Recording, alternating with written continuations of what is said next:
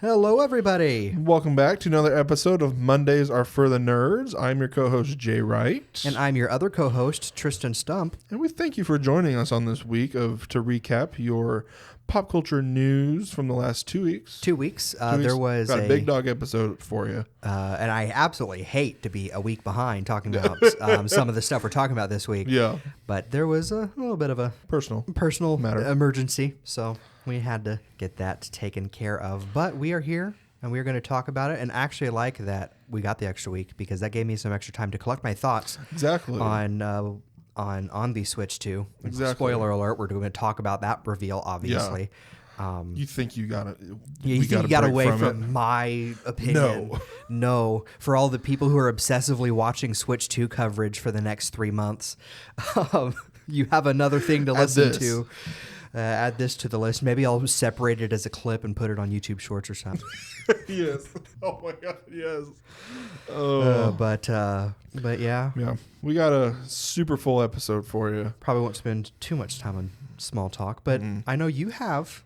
Something you never go first.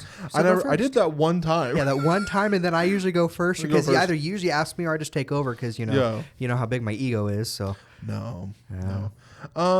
I did. I went to go see anyone who's listened to me on this in person the last couple of weeks, especially on the podcast last week. I want to see Better Man so bad, and I did get to go see it Monday.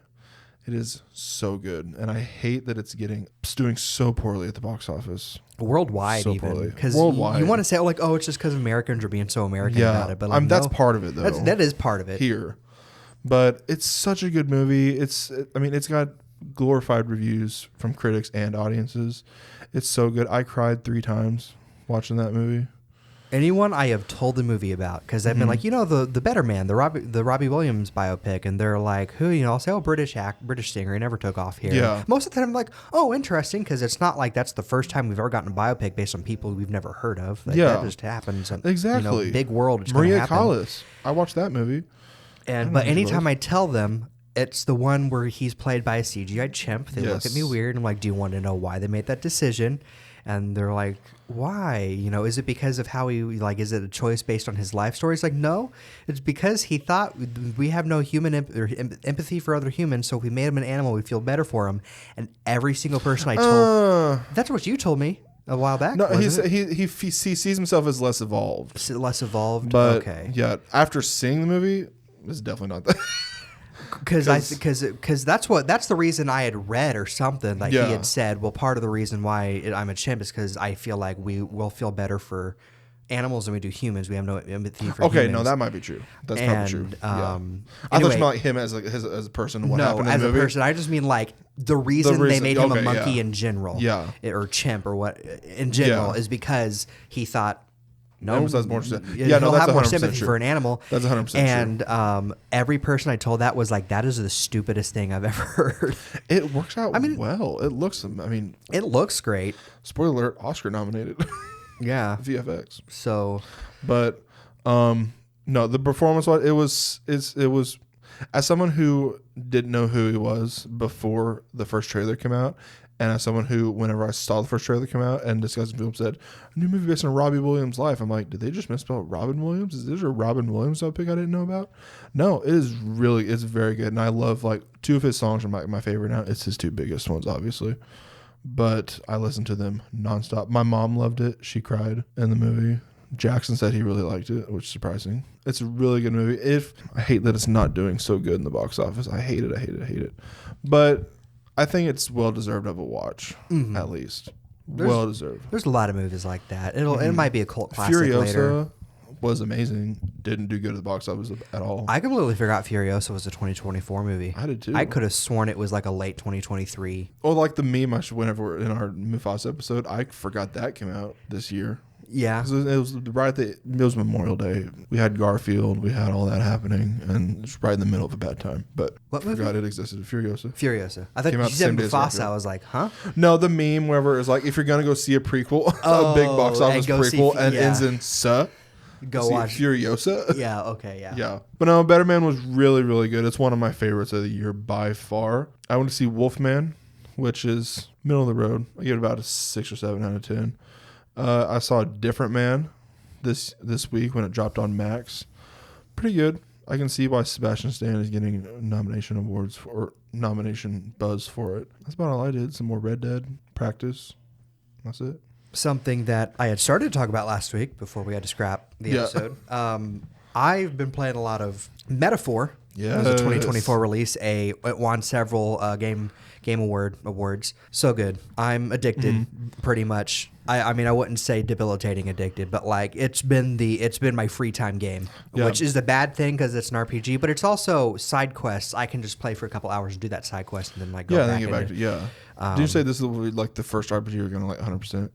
I don't know if I'm going to 100% it, but I'm probably going to be the first RPG I do that do New Game Plus. New Game Plus. 100%ing it would be like trying to 100% any of the other games from that same company where it's just... It's tedious. I'd have to have no social life. Fair. And I have a social life. Yeah. Yeah, I've been really enjoying it, really liking the story. Jay, I think you would like the story if it was like a movie or something. But I couldn't show you the cutscenes because they're anime. So if you're not playing the game, nope. If you're playing I think we've talked about this before. If it's a game, you're willing to like. I'm willing to try it. Yeah, but if it's just a movie, unless it's just like basically anime but a game. Yeah, you know what I mean. Which this isn't. It's just the cutscenes are animated that way because it's from Japan. So animating it any other way, and a lot of the games are cutscenes are in-game cutscenes. Do you know what the characters look like? I don't think so. Go and Google it real quick. But yeah, so those are the characters. I love those. The little cat bat. The little Heisme is his name. He's ironically, by look, the oldest character of the group so far that I played. There could be an older character that joins you or something, but like from what I've played, I'm a good 40 hours in. Out of how much? Out of, I don't know.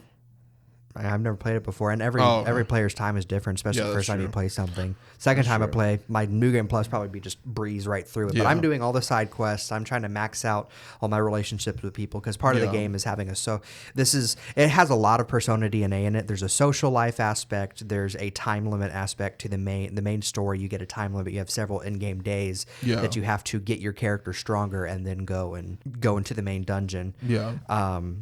And your relationships with playable characters and non-playable characters will give you strengths and unlockables. Like you get close to one person and then cooking takes no time. So then after that's great. You can get more items ready without having to waste a whole day to cook one item and not to focus on it. Yeah. So it's things like that. It's just very, I mean, it's got that Persona thing of like everybody can have different classes and you swap them out, and which is other RPGs, but it has a Persona aspect of like how they're handled, how they're treated. Very nice. It's turn-based, but you get like a certain number of turns, and if you want people to work together, you use 2 of their turns, but then if you use a weakness, you get an extra turn. And anyway, it's...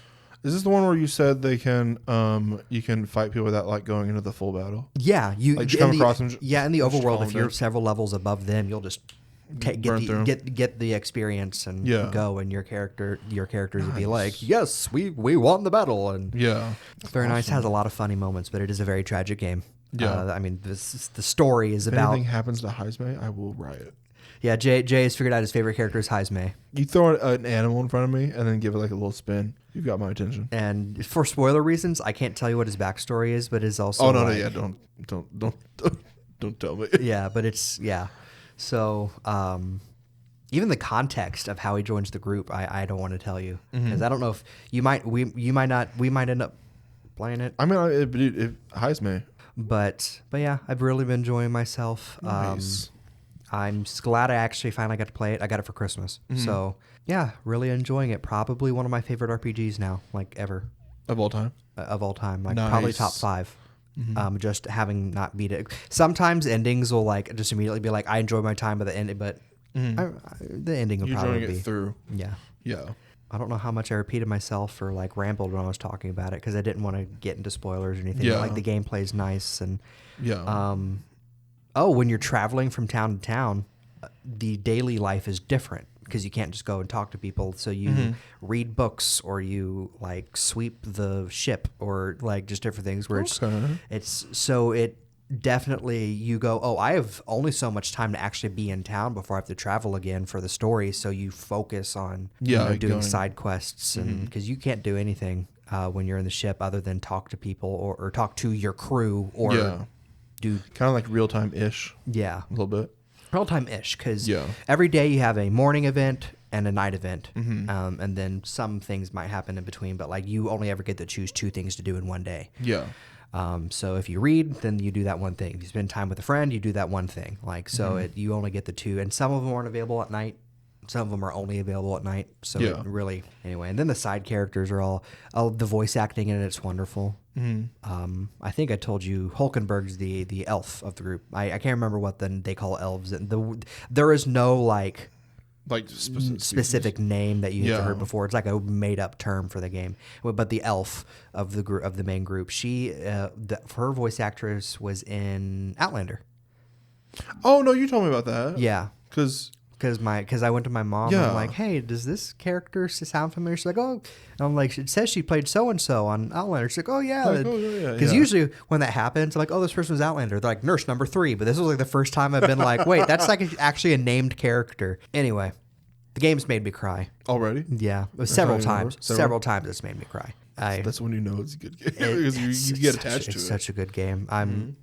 You know that meme from Brooklyn Nine-Nine where she's holding the dog and she's like, I've only been with this dog for 5 minutes, but if anything happens to him, that's how I have been. That's how I have been with a bunch of these characters. Where I'm like, I've only played this game for a little bit. Yeah. But if anything happens to so and so and so and so, oh yeah, yeah. When I say I will riot, I'm saying that in place of that. Yeah, yeah. I will riot. Tell you one thing I did today, you know about, but I got my butt kicked at a Smash tournament. You know what? Yeah, because I didn't choose Rob. You didn't choose Rob. No, I got matched up against the one guy that showed up that actually plays Smash competitively for the college as part of the esports team. So I was like, I was done for either way. Yeah, right off the bat. But go ahead and wrap up the small talk because I haven't done much else other than that. I haven't done much. Yeah, worked. Well, yeah, I did too. Yeah, all my fun stuff's happening today. When we're done with this, I'm gonna go have more fun with. So yeah. In terms of releases, I got quite a bit for you. Covered the last 2 weeks. In movies, on the VOD/digital, Tuesday, January 14th, saw Queer. In theaters, on Monday, January 13th, we got Peter Pan's Neverland Nightmare, got a limited release. Ran through the 15th for the second episode in a row. Wendy Darling encounters a twisted Tinkerbell as she tries to rescue her brother Michael from the evil clutches of Peter Pan. Friday, January 17th, saw Wolfman release. Blake and his family are attacked by an unseen animal and, in a desperate escape, barricade themselves inside a farmhouse as the creature prowls the perimeter. As the night stretches on, however, Blake begins to behave strangely, transforming into something unrecognizable that soon jeopardizes his wife and daughter. Like I said, I did see that. I liked it. I had a good time with it. It's obviously not the best. There's its flaws. One of Them Days released, which I will be seeing next week. When her boyfriend takes her rent money, Alyssa and her roommate race against the clock to avoid eviction and keep their friendship intact. Presents got a limited release. A family moves into a suburban house and becomes convinced they're not alone. That is actually filmed from the perspective of the supernatural entity. September 5th got an expansion. See some of our past episodes for the synopsis on that. Sing Sing and The Substance got re-releases in theaters. On Friday, January 24th, we got Flight Risk released. A U.S. Marshal boards a small plane to transfer a government witness to New York. As they cross the Alaskan wilderness, tensions start to rise as not everyone on the flight is who they appear to be. I did see this last night. Did I tell you what I rated it? No. 3. 3? 3 out of 10. I almost fell asleep a couple of times. It's the writing was like so. Topher Grace was just annoying in it the entire time. Michelle Dockery was flat, and Mark Wahlberg's. It's not a spoiler because it's in the trailer. His bald cap does not look good. There's just some scenes where like close up and you can see like the line a little bit, and I'm like 3 out of 10. If you're gonna watch it, wait till it's on streaming, which I don't say that a lot. And the dubs meter, it's in the bad territory. I wish it wasn't, but Presents got an expansion. Brave the Dark released. It tells a true story of Nate, a troubled teenager battling homelessness, and Stan Dean, a teacher who refuses to give up on him. Set in a small Pennsylvania town in the 1980s, this moving tale explores themes of mentorship, redemption, and the impact of one person can have on another's life. And Into the Deep got a limited release. Scout Taylor Compton and Richard Dreyfuss star in this action-packed thriller where modern-day pirates on the hunt for sunken drugs kidnap a boat of tourists and force them to dive into the shark-infested waters to retrieve the contraband. Keep coming out with limited shark movies. On the streaming side of things, on Tuesday, January 14th, My Penguin Friend dropped on Hulu. A heartbroken fisherman finds a penguin drifting alone in the ocean, drenched in oil from a spill. He not only rescues a sea creature, but takes it under his wing, finding a sense of joy for the first time in years. Once again, I forgot that they called a penguin a sea creature in this. Shouldn't have. Man, I can't believe we already got a sequel to Wallace and Gromit, Avengers Most Foul. My Penguin Friend. They got that out fast. They did. Oh my goodness. Feathers McGraw, you dirty dog. Thursday, January 16th, saw the release of Unstoppable on Amazon Prime Video. Born with one leg, Anthony Robles defies expectations to become a champion wrestler in college, competing against the very school that rejected him. Friday, January 17th, saw the release of Henry Danger the movie on Paramount Plus. After meeting Kid Danger superfan Missy Martin and being pulled into a portal that opens alternate realities, Henry and his inexperienced new sidekick must find their way back to dystopia or be trapped forever. Back in Action, released on Netflix, former CIA spies Emily and Matt are pulled back into espionage after their secret identities are exposed. I did watch that. I really liked it. And Memoir of a Snail released on AMC Plus, and A Different Man released on Max. On Tuesday, January 21st, Sonic the Hedgehog 3 released on Apple TV Plus. You Gotta Believe hit Netflix. A Little League baseball team of misfits dedicates their season to a player's dying father. In doing so, they accomplished the impossible by reaching the World Series finals in a game that became an ESPN instant classic. A team of underdogs with the spirit of champions. And on Friday, January 24th, we got Star Trek Section 31 released on Paramount Plus. Emperor Philippa Gorjo is tasked with protecting the United Federation of Planets. She must also face the sins of her past. That is a Michelle Yeoh-led Star Trek movie. And Carrie Underwood Reflection, released on Disney Plus and Hulu. The film is a recording of the performer's Las Vegas residency show at the World's Resort Las Vegas. On the TV side, Monday, January 13th, saw the release of Asura on Season 1 on Netflix. Hirokazu Koreeda's new series was randomly released without any promotion, and it follows four sisters who are shocked to discover their elderly father's affair. Tuesday, January 14th, saw Night Court Season 3 premiere on NBC. Diddy, The Making of a Bad Boy docuseries released on Peacock. And the season finale of Skeleton Crew released on Disney Plus, which is very good. I loved it. I told you about it. Yeah. I loved it. Wednesday, January 15th, saw the release of A Real Bug's Life Season 2 on Disney Plus. Thursday, January 16th, saw the revival of Hollywood Squares on CBS. SNL 50 Beyond Saturday Night docuseries released on Peacock. And Exo Kitty Season 2 released on Netflix. Severance Season 2 released on Apple TV Plus, or premiered on Friday, January 17th. Sunday, January 19th, saw the series premiere of The Hunting Party on NBC. Thursday, January 23rd, saw the Season 2 release of The Night Agent on Netflix and Harlem season premiere on Amazon Prime Video.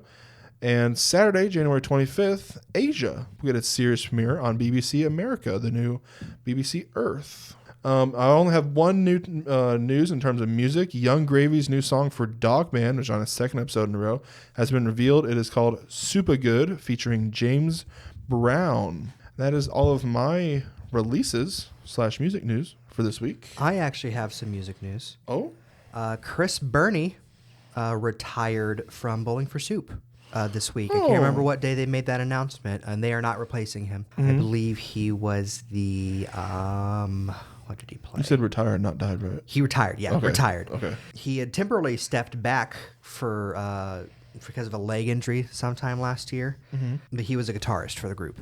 But they made a statement that said that he's officially retiring to focus on health. Good So for that one, him. I didn't know if he would catch that one, so I had written it down myself. But as for my video game releases, January 14th, we had Hyper Light Breaker on PC from developer Heart Machine and publisher Art Games. Enter the Overgrowth, a new realm in the world of Hyper Light. Play alone or with friends to explore open worlds, create new builds, rip through hordes, and become the Crown and the Abyss King, or overcome the Crown and become the Abyss King. On January 15th, we had Rooster on PC from Sticky Brain Studios and Astrolabe Games, a heartfelt, story-rich, casual puzzle adventure celebrating the best of ancient Chinese culture. Explore an exquisitely hand-drawn world with delightful surprises from cooking, finding hidden objects, paper crafting, and more. Guide Rooster in this emotionally rewarding tale about family and love. On January 16th, we had Arcane Age on PC and PlayStation from Vitruvius VR. Arcane Age is a VR action-adventure game set in the Biochasm, a terraformed fantasy world created by the Grand Arborist. Engage in a full physics combat using Arcanite-infused swords and guns, and freely explore the densely filled environment under siege by Hyperion's neural corruption. As well as Blade Chimera on PC and Switch from the devs Team Ladybug and WSS Playground and publishers Playism and WSS Playground. Explore dark and sinister Osaka as the demon hunter Shin, battle demons, regain lost souls, and uncover the truth of your forgotten past in this exciting occult-inspired cyberpunk Metroidvania. Dread Out Remastered Collection on PlayStation and Switch from devs PT Digital, Sementika Indonesia, and publisher Soft Source Publishing, A Collector's Dream, a compilation consisting of the original Dread Out and Dread Out Keepers of the Dark. And finally, on January 16th, we had Donkey Kong Country Returns HD on Switch, help DK and Diddy Kong recover their precious banana hoard from the villainous Tiki Tack tribe in this visually enhanced version of the Wii game. Stomp enemies, blast through barrels, and ride rockets and minecarts, and even Rambi the Rhino, in 80 levels across 9 worlds, including the additional levels from the Nintendo 3DS version. You can even join up with a buddy for 2-player local co-op. I got this one, and I played it for a bit. Wonderful game as a game in itself. Mm-hmm. It's a 9 out of 10, 10 out of 10, however you want to call it. Very, very good game. It was, as far as the port goes, though, about a 7. There's some technical and graphical issues and loading issues. It's loading so long for some reason. So it was a low effort port, and from Nintendo, that's just like they very rarely ever do something as low effort as that, and that wasn't. Yeah. I mean, it's playable. It's perfectly fine if you're just going in wanting to play it, but if you're going in wanting a technically impressive game, they didn't do anything with it. In fact, the 3DS one probably in some aspects will look better because there's just some textures and stuff in the background that don't always pop up, and different things like that. So it was kind of disappointing in that regard, but it's still a very, very good way to play the game. Yeah. So that overall, I would give it a 7 out of 10. On January 17th, we had Dynasty Warriors Origins on PC, Xbox, and PlayStation from Koei Tecmo. Become immersed in exhilarating battles as a nameless hero in the Three Kingdoms. I have heard that if you are a Dynasty Warrior fan, that this is a little closer to the original games. If you've kind of thought the games had strayed away from what it used to be, this is a lot closer. This is back, obviously, with some of the modern stuff in it.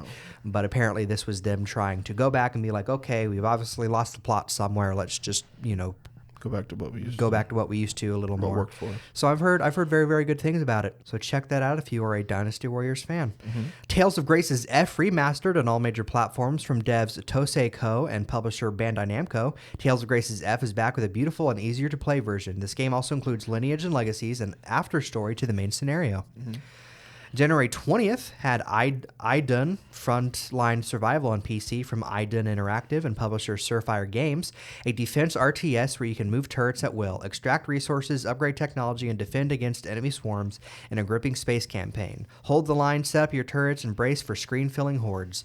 Into the Emberlands on PC from devs Tiny Roar and publisher Daedalic Entertainment. Venture out into the Emberlands and uncover a ever-changing world filled with surprising encounters and magical creatures. Save villagers who got lost in the miasma, collect resources, and rebuild your village to create a safe haven for your people. As well as the Dark Side of Seklon on PC from Solid Studio. Jensen, the sole survivor of the Nexentius shuttle crash on the planet Seklon, alone light years away from all human life. You'll have to face Nocturne's primitive creatures in order to bring back the Veka energy, humanity's only hope. January 21st, we had Somber Echoes on PC from devs Pock Rocket Games and Lab Games, as well as publisher Bonus Stage Publishing. Hunt the monsters and solve the mysteries of the abandoned mothership floating in vast space to confront your twin sister and prevent her from unleashing a cosmic catastrophe. In this dark fantasy Metroidvania, you must explore and find your way through the horrors and kill everything in your way. January 22nd, we had Ender Magnolia, Bloom in the Mist on all major platforms from devs AdGlobe and Livewire and publisher Binary Haze Interactive. Decades after the events of Ender Lilies, homunculi, sorrowful artificial life forms roam the land. In this dark fantasy and Metroidvania, face formidable enemies and explore a bewitching post-apocalyptic world. Humans and homunculi, what awaits at the end of the quest for their salvation? as well as Gravelord. What are you saying? Homunculi. I love that. Homunculi. Homunculi. As well as Gravelord on PC from Fatbot Games. Gravelord is a fast-paced boomer shooter voiced by a badass protagonist featuring handcrafted levels filled with secrets and hordes of enemies to kill. Dish out some brutal carnage and powerful guns and collect tarot cards to gain even more killing power. Let's put the fun back in Funeral. January 23rd saw the release of Dead of Darkness on PC from devs Retro Friction. I can't talk today, Jay. Because we're trying to get through everything. I know. We're talking faster than we usually do. January 23rd, Dead of Darkness from devs Retro Fiction Games. Dead of Darkness is a 2D survival horror action adventure. Investigate a mysterious island and unravel its disturbing secret. You'll have to face grotesque creatures, hurdle deadly traps, solve puzzles, and most importantly, survive. As well as Dreamcore on PC from Montreluz and publisher Tyon Industries. Step into the surreal Dreamcore, a body cam-styled psychological horror game that plunges you into the eerie beauty of liminal spaces. Unravel the mysteries of Dreamcore's nonlinear worlds and uncover its hidden secrets. Can you discover what lies beyond the edge of reality? And Final Fantasy VII Rebirth released on PC. Ninja Gaiden 2 Black on PC, Xbox, and PS5 from Koei Tecmo Games, using Unreal Engine 5 to signify an significantly enhanced graphic expression. This is the definitive version of Ninja Gaiden 2, featuring additional playable characters and enhanced battle support functions. And finally, on January 23rd, Star Wars Episode 1 Jedi Power Battles on all major platforms from Aspyr. Take back the Theed Royal Palace in this fast and furious lightsaber action game. You will have the power of the Force in your trusty lightsaber to help you ward off legions of battle droids, destroyer droids, assassins, and other creatures from Star Wars The Phantom Menace. As well as on January 24th, we had Mark of the Deep on all major platforms from Mad Mimic and publisher Light Up Games. Mark of the Deep is an epic pirate-themed adventure with a strong narrative and thrilling mix of Metroidvania and Souls-like elements. Embark on this journey, explore the mysteries of a cursed island, and find your missing pirate crew. Ooh. And that is my releases. Is that the one you want? For this week. Mark of the Deep looks pretty good, yeah. Yeah. We'll get in the first half of miscellaneous. Buckle up. We're burning through stuff because we got big things to talk about coming soon. And the posters, we got Love Hurts, Elio, The Monkey, You Season 5, Win or Lose, character posters for Opus, Cleaner, character posters from Mickey 17, and a poster for the short film The Bad Guys, Little Lies and Alibis. In terms of trailers, we got a trailer for Back in Action before it released on Netflix. First trailer for Until Dawn, releasing April 25th in theaters. The Woman in the Yard, releasing in theaters March 28th. The Alto Nights, in theaters on March 21st. Apple Cider Vinegar on Netflix on February 6th. Spartacus, House of Asher, releasing this fall on Starz. You Season 5, releasing April 24th on Netflix. Win or Lose, releasing February 19th on Disney+. The Monkey, February 21st in theaters. The Ballad of Wallace Island, releasing in theaters on March 28th. 1,000 Blows, releasing on Hulu on February 21st. New trailer for Mickey 17, releasing March 7th in theaters. Opus, releasing March 14th in theaters. Zero Day, releasing on Netflix on February 20th. Yellow Jackets Season 3, releasing on February 14th on Showtime. Drop, releasing April 11th on theaters. Suits LA, premiering February 23rd on NBC. And the short film The Bad Guys, Little Lies and Alibis, which will be tagged onto the Dogman film next week in theaters. In terms of release dates, Sing Sing will become the first feature film to be released in theaters and in prisons at the same time. A24 will be releasing the film to almost 1 million incarcerated people across the U.S. next week. Greta Gerwig has struck a deal with Netflix to release her Narnia film on November 26, 2026, only in 1,000 IMAX theaters for 3 to 4 weeks, followed by a release on Netflix around Christmas Day. And Invincible Season 3, for the second episode in a row, the full release schedule was released. Episodes 1 through 3 will premiere on February 6th, then weekly through March 14th. Warfare got a release date of April 11th in theaters. Sonic the Hedgehog 4 got a, I believe, new release date? Yeah, I'm pretty sure it's a new release date. Moved up to March. March 19th, 2027, which Sonic's collecting release months like Infinity Stones.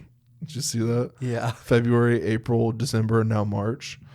The Toxic Avenger will finally release later this year. It will be an unrated release. No specific date yet.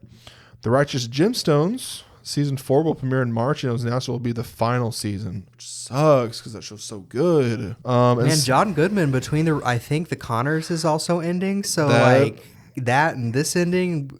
I was talking to Trey because Trey's the one that got me into Righteous Gemstones, and I was like, before they announced this was ending, I'm like, how long do you think this is going to go before realistically they end it?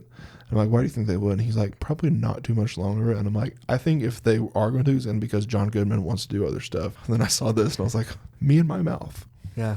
Me and my mouth. Well, he's stopping all this so he can voice Big the Cat in Sonic the Hedgehog 4.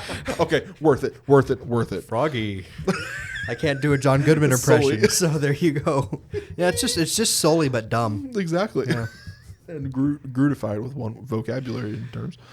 Scary Movie 6 got an official release date of June 12th, 2026, I should say. In castings in Scream 7 for the second episode in a row, Joel McHale has been cast as Sydney's husband, and Coleman Domingo has been cast alongside Bill Skarsgård and Dacre Montgomery in Dead Man's Wire. The hostage thriller follows a man who takes a mortgage banker who did him wrong hostage, demanding $5 million in a personal apology. Ryan Gosling is in talks to star in Sean Levy's Star Wars movie. Did you see that? Severance creator Dan Erickson confirms Keanu Reeves was the voice of the Lumen building, saying, quote, "We always wanted it to be someone with a very warm presence." Send Help. Dylan O'Brien has been cast alongside Rachel McAdams in Sam Raimi's new horror movie.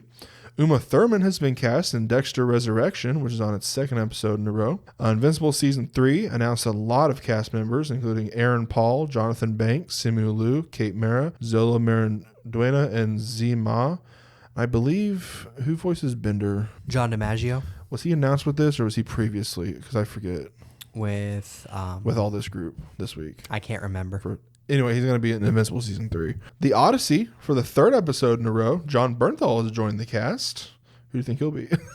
We don't know. Yeah, who knows? Although, do you have a follow-up to that? To Odyssey? That they said Tom Holland's going to be like the lead. Yeah. Yeah. I think I cut out us speculating a lot of that cast. Like, I think but... So I can't prove that I kind of called, unless they're making it from the son's perspective still, and he's still just. But like, if you want to be like the lead, but for him to be Odysseus, you have to age a little bit. It's gonna take. They're not gonna meet their release date. That makeup team. Yeah. He's got the biggest budget. Christopher Nolan doesn't want most of that budget's going into creating the Cyclops and giving the actors playing Poseidon and Zeus godlike powers. Exactly. He's got to find ways to do that. Yeah. He's got to save a little bit for the practical effects, because how can man summon and hold lightning in his bare hands? Christopher Nolan will find a way. Christopher Nolan will find a way. Christopher Nolan before he uses has CGI. to find a way. If anything, it's going to be CGI or Christopher Nolan. Children of Blood and Bone announced its cast. Tuso, I'm going to butcher some of these names probably, I apologize. Tuso Mbedu, Amandla Stenberg, Damson Idris, Tosin Cole, Idris Elba, Viola Davis, Cynthia Erivo, Lashana Lynch, and Chiwetel Ejiofor has been cast. Gina Prince Blythewood's adaptation follows a young woman living in a fantasy African kingdom who must reclaim the magic that was stolen from her people by King Saran, based on the very popular book. Fallout, Kumail Nanjiani reportedly cast in Season 2. And speaking of Caitlin Dever, we were talking about this before we started recording. She's been cast in the Godzilla x Kong New Empire sequel. That is all of my first part of miscellaneous. We'll go through all my gaming news. Buckle up, buttercups. Yep. The Nintendo Switch has finally crossed 35 million units sold in Japan, making it the best-selling video game console in that country. Switch is now the best-selling video game console in the U.S. and Japan. I believe for best-selling console of all time, it is still behind the DS and the PS2. Mm-hmm. But as far as the United States and Japan numbers go, it is now number one. PlayStation officially canceled a live service God of War game alongside a second unnamed game, probably due to the failure of Concord, which is both good and bad because people are losing jobs, but also maybe they'll try to move away from live service now that they've crashed so hard. Maybe focus a little more on good gaming experiences and not how much they can get the money out of us. Exactly. Give us, another Uncharted. I think this isn't like not a cited news and not anything, but I think I saw speculation that there was a canceled Horizon live service game that was in development. So apparently PlayStation was just going to turn everything live service, and then Concord failing was just... They're like, no, never mind. Go back, undo. Control Z. Delete. Abort. But... So it'll be interesting to see if they have backup plans in place to be like, okay, well, we better get some, like if that was their plan for this year, we'll see what they have. Yeah. Achilles Legends Untold is arriving to Nintendo Switch on January 23rd. So it is now on it wasn't in my releases, but it is now on Nintendo Switch. Roguelike beat 'em up full steam. Fluffy Ex Machina was announced. Control fluffy creatures and their mechs coming to PC. A Kickstarter launches on February 25th. Lone Soul was announced, an action roguelike with ARPG elements, releasing Q1 2025 on PC. A demo is available now.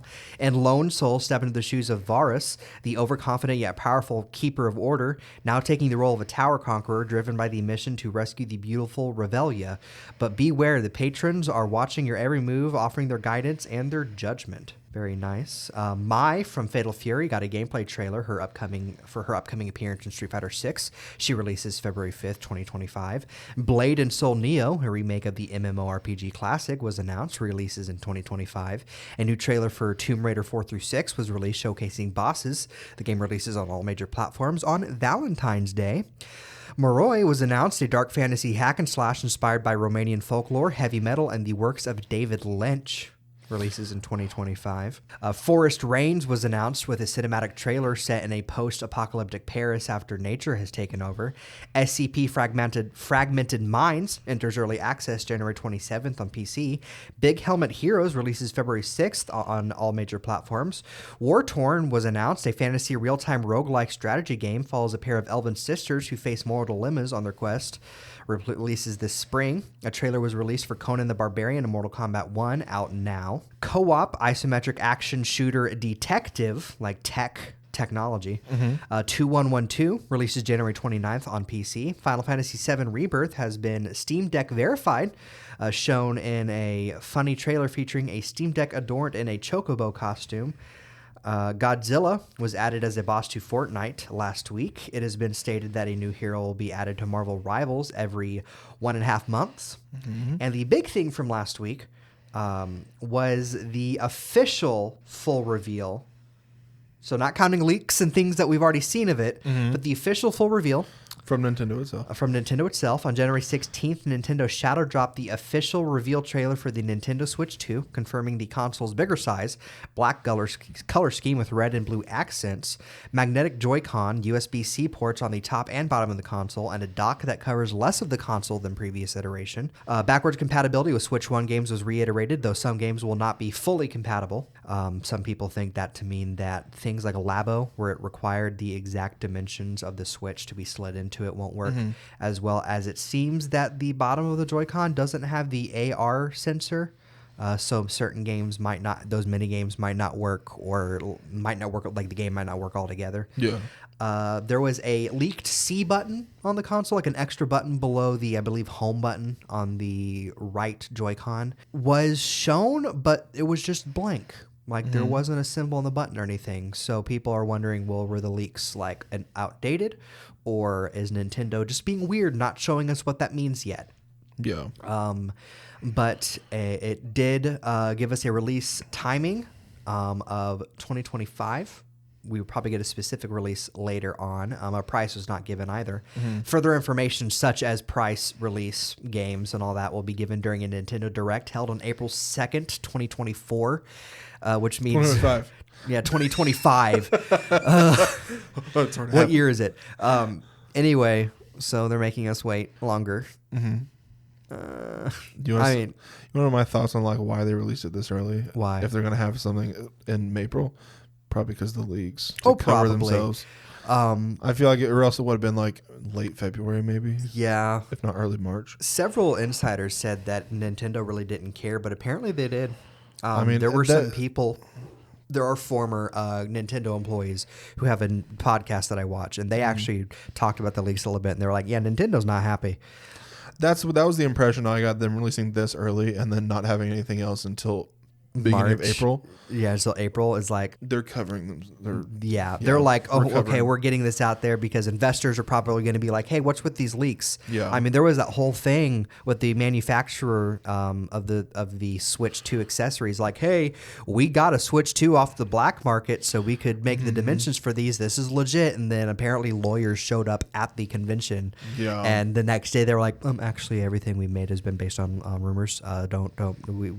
What black market switch? I don't know what you're talking about. Yeah. So it was like, and then Nintendo was like, none of anything you've seen is official. Yeah. And people were actually, because Nate the Hate is a leaker. And this is my opportunity to talk about leaks because things have actually been confirmed. Yeah. I try to not talk about leaks, but Nate the Hate is like, if he says, oh, I've heard this, it's like a 95% chance he's correct. Yeah. I say 5% wrong because there's been a couple Switch games that he said that we have not seen. But like he's pretty accurate. So when he was like, oh yeah, January 16th, we'll see something. And even me, like I predicted that we would find out on January 15th. Yeah. And only because it's like Donkey Kong came out on the 16th. They wouldn't overshadow Donkey Kong, but they tweeted the crap out of it, which makes me think they're like, hey, we need people to know about this game, but like because it's going to get overshadowed by this, but we have to drop it here and now. Yeah. More talking about the trailer. Switch 2 showcases will be held worldwide throughout an April through early June window, which makes me think that the release is late May, early June, probably early Memorial Day-ish. Somewhere around that time. It could be as long as July, but like when the Switch 1 came out, they did those showcases, and some countries still had showcases up to like a couple weeks after it released. So I'm thinking it's probably got an early June release, late May. But since I was wrong with my predictions, the rest of I was right in that we'd find out about it for the 20th. Yeah. Like I was right about that. It was like I texted Jay, I was like, this is monkey's paw. We found out about the Switch before the 20th, but in doing so, everything else is just, not right. Because I predicted a Metroid Direct in April, and now we're getting the Switch 2 Direct in April. There are rumors that we're getting a Direct in February for the Switch 1's 2025, like some games that they don't, because if the April Direct focuses solely on the Switch 2, then they're going to want to tell us what's up with some Switch 1 games. I'm trying to think of anything else that we found on the console. Did you say the mouse? The mouse functionality was teased. It showed the Joy-Con going into their grips and sliding across the surface in a way that looked like mice because of the tail on the thing running. Yeah. And that has been a rumored thing. You can actually see in the trailer there are sensors on the side that look like mouse sensors, like the infrared sensors. So it'll be interesting to see what they do with that. I would predict a game, if not at launch, pretty soon after launch, by Nintendo will showcase that mouse functionality. Yeah. Whether or not it's for sure. Whether or not it's like a Mario Maker 3, or if they're just like, oh hey, Metroid Prime 4, the Switch 2 version has these mouse controls, so it controls a little more like shooters on the computer. Yeah. There are so many third-party games that could benefit from mouse controls. Civilization 7 is coming to Switch 1, but I could see it having mouse controls on Switch 2. Same with any point-and-click adventure game that can now be put on the Switch. Marvel Rivals, if it's powerful, if Switch 2 is powerful enough, which it probably will be, and have Marvel Rivals on there, that with mouse controls on a console might be pretty nice. Any kind of shooter. Obviously not as nice as using an actual mouse, but I took my Joy-Con, and everyone talks about doing this, so I'm not original doing it, but I took my Joy-Con on my old Switch, and I sat it down on my table, and I just moved it around like a mouse, and I was like, that actually feels okay. As long as I would be playing games like that, that it's intended for. So we'll just see what they do with that.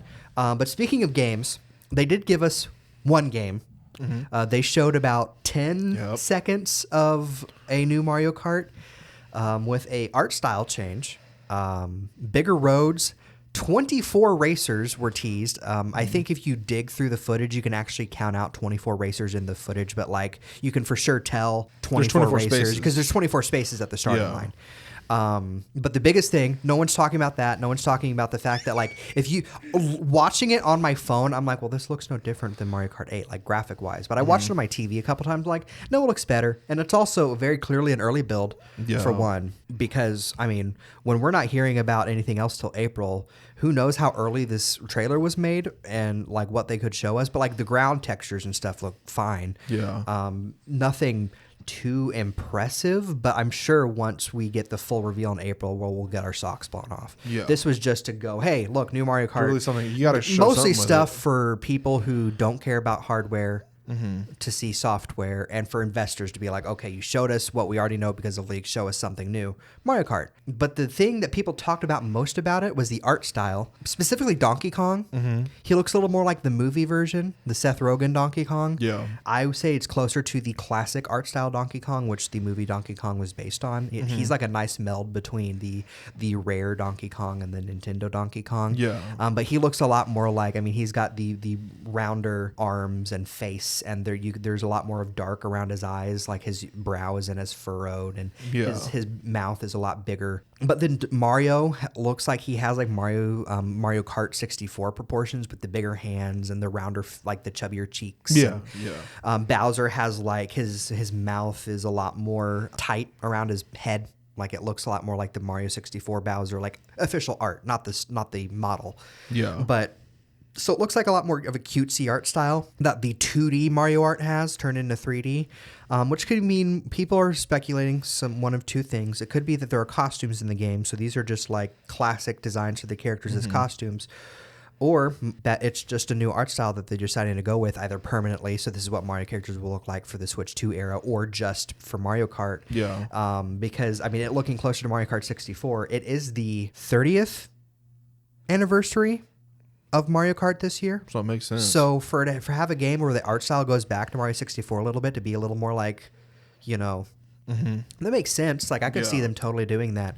Another thing about it was that people are speculating there might be some open worldness to the tracks. I saw that. Like there might be an adventure mode or something, because the track that they show just goes on. Like it is, even for having 24 tracks, like, okay, 24 players, you just make the track wider. No, it goes on. So and then there was what looked like a gas can or a bag or some kind of item on the side of the road that people were like, so do you have to collect gas? Like, is this longer roads for a certain mode where you have to drive place to place, which might be interesting. Could be completely wrong. An open world Mario Kart sounds awesome. Kind of like it'd be like an adventure mode. Like I don't know what there are racing games that have that where you just drive around and then you go to your next race and stuff. I mean, Lego Racers too. Yeah. What a callback. So it'll be interesting to see. I'm very excited. I know some people were underwhelmed by the Nintendo Switch 2 reveal, but of course it was underwhelming. Everything leaked already. That's why I'm like to me it was obvious that they pushed it out. Yeah, because of that. I mean, even if they waited until like February or March to release this, it would have been the same exact thing. So they just released it now, so no more leaked. Probably, or this was always their plan, and the leaks were unfortunate. So yeah, I am very, very excited. I cannot wait to have this thing in my hands. And day one, I will be pre-order it? I will be as soon as we know we can pre-order it. I will be pre-ordering it. Very excited to see what other games we have, what the price will be. There is no, like any league we've had a price. It's been an unreliable retailer. Even if it's an actual retailer, it's one that's known for lowering prices specifically to get more pre-orders and then raising the price when they release.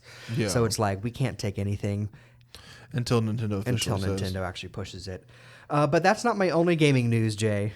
On January 23rd, Xbox held a developer direct. A remake of 2008's Ninja Gaiden 2 was announced that I had already previously talked about. It is released and out now. Ninja Gaiden 4 was announced from Koei Tecmo's Team Ninja in conjunction with Platinum Games. They make the Bayonetta games, amongst others. Picks up after the end of Ninja Gaiden 3 with the new protagonist Yakumo, although Ryu will still be making an appearance, coming in fall 2025 to Xbox, PS5, and PC. Compulsion Games' Southern folklore-inspired action-adventure South of Midnight, which looks very, very good, is set to release on April 8th on Xbox and PC. Sandfall Games' RPG Claire Obscure Expedition 33 releases April 24th on Xbox, PS5, and PC. And we got a new look at Doom: The Dark Ages releasing on Xbox, PS5, and PC May 15th.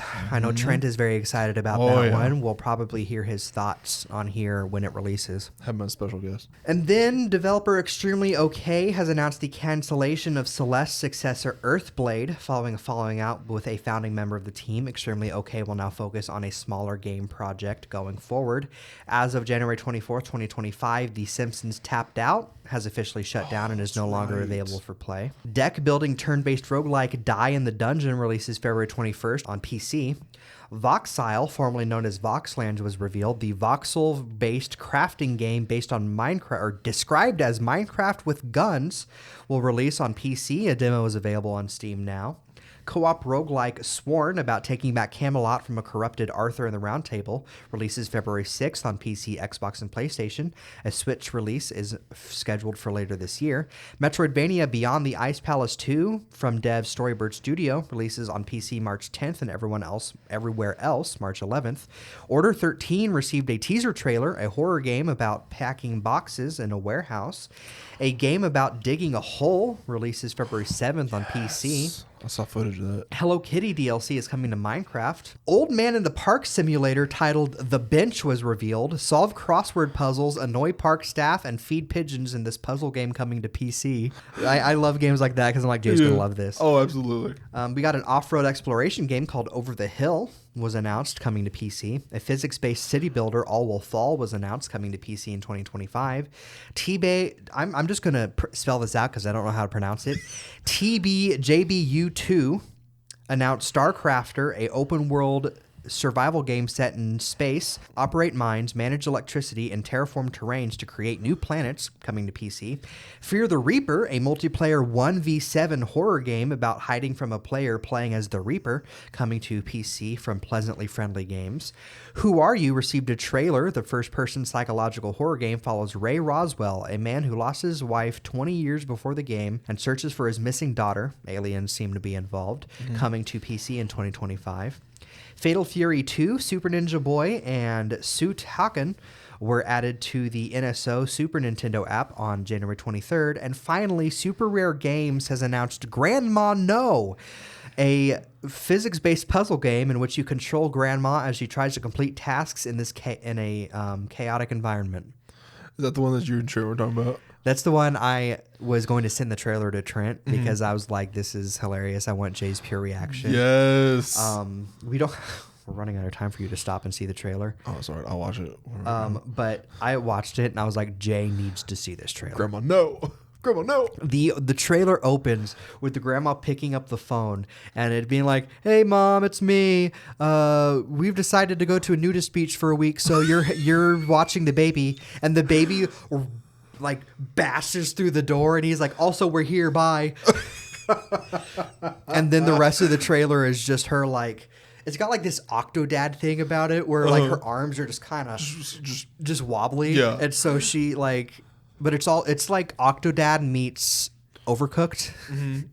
So it's got that anyway, it looks hilarious. Oh, I'm going to love that. I cannot wait to play it. Absolutely. Yeah.